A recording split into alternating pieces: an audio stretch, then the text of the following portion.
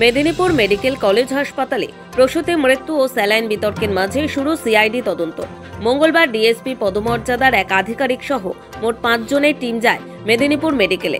Senior doctor, junior doctor, নার্সদের সঙ্গে কথা বলেন তারা। এসবের মাঝেই এসেছে মৃত প্রসূতির ময়নাতদন্তের রিপোর্ট। মেদিনীপুর মেডিকেলে প্রসূতির মৃত্যু হচ্ছে মাল্টি অর্গান ফেলিওর এবং সেপটিক শকে, এমনটাই উঠে এসেছে ময়নাতদন্তের রিপোর্টে। শরীরের অভ্যন্তরীণ রক্তক্ষরণও মৃত্যুর জন্য কিছুটা দায়ী, কারণ একটু আধটু নয়।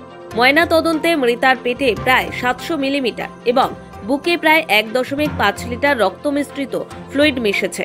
এই পরিমাণ রক্তক্ষরণই মৃত্যুর জন্য যথেষ্ট বলে মনে করছেন বিশেষজ্ঞরা।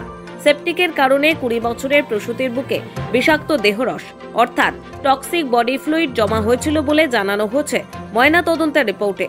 একই দিনে অস্ত্রোপচার করিয়ে সন্তানের জন্ম দেওয়া 5 প্রসূতি অসুস্থ হয়ে পড়েছিলেন মেদিনীপুর মেডিকেল কলেজে। তাদের সকলকে রিঙ্গার্স ল্যাকটেট স্যালাইন দেওয়া হয়েছিল। অসুস্থ প্রসূতিদের একজনের মৃত্যু হয় গত শুক্রবার সকালে। প্রসূতির মৃত্যুর পর থেকেই হাসপাতালে স্যালাইনের মান নিয়ে প্রশ্ন উঠতে শুরু করেছে। প্রসূতিদের যে স্যালাইন এবং ওষুধ দেওয়া হয়েছিল তার নমুনা পরীক্ষায় পাঠিয়েছে ড্রাগ কন্ট্রোল বিভাগ। তারপরে স্বাস্থ্য দফতর তদন্ত কমিটি গঠন করে। কার বা কাদের গাফিলতিতে ওই প্রসূতির মৃত্যু হচ্ছে, আদৌ আরএল স্যালাইনের ব্যবহার তার জন্য দায়ী কিনা ইত্যাদি বিভিন্ন বিষয় খতিয়ে দেখতে 13 সদস্যের তদন্ত কমিটি গঠন করা হয়। ওই কমিটি মেদিনীপুর মেডিকেল কলেজে গিয়ে বেশ কিছু ওষুধ এবং স্যালাইনের নমুনা সংগ্রহ করে, কথা বলে হাসপাতাল কর্তৃপক্ষের সঙ্গেও। পাশাপাশি মেদিনীপুর মেডিকেলের অধ্যক্ষ মৌসুমী নন্দী এবং স্ত্রীরোগ বিভাগের বিভাগীয় প্রধানকে এসএসকেএম হাসপাতালে ডেকে পাঠিয়ে জিজ্ঞাসাবাদ করে তদন্ত কমিটি।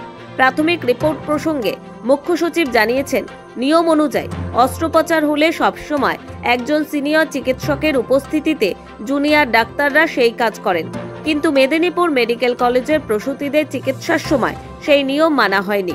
তবে আরও তদন্ত দরকার, সেই তদন্তের কাজ চলছে। সিআইডি ইনভেস্টিগেশন করবে, আবার যদি কোনো ল্যাপসেস, প্রসিজারাল ল্যাপসেস হতে পারে, অথবা কোনো যেভাবে যে এসওপি আছে সেভাবে কাজ করা হয়নি, তার জন্য মৃত্যুর ঘটনা ঘটেছে, সব জিনিসকেই খতিয়ে দেখবে। পুরো অ্যাঙ্গেলস, পুরো অ্যাসপেক্ট, সব জিনিসকে সার্বিকভাবে যাতে তদন্ত করা যায় এবং কোনো জিনিস বাদ না যায়, এর জন্যই আমরা অ্যাডমিনিস্ট্রেটিভ ইনকোয়ারি এবং সিআইডি ইনকোয়ারি। মেদিনীপুর মেডিকেলে প্রসূতির মৃত্যুর ঘটনায় রিঙ্গার্স ল্যাকটেট স্যালাইনের ব্যবহার নিয়ে প্রশ্ন ওঠে। শুধু তিনি নন, আরও 4 জন অসুস্থও হন। তাদের একজন আপাতত কিছুটা সুস্থ, বাকি 3 জনকে মেদিনীপুর থেকে কলকাতায় এসএসকেএমে আনা হয়। এদিকে ময়না তদন্তের প্রাথমিক রিপোর্টে মাল্টি অর্গান ফেলিওর এবং সেপটিক শকের তথ্য উঠে এসেছে। আর উল্লেখ্য, এই বিপুল রক্তক্ষরণের জন্যই একসময় মস্তিষ্কের কোষগুলি রক্ত সরবরাহ করতে পারছিল না, তাতেই মস্তিষ্ক ফুলে গিয়েছিল প্রসূতির। ব্যুরো রিপোর্ট, সময়, কলকাতা।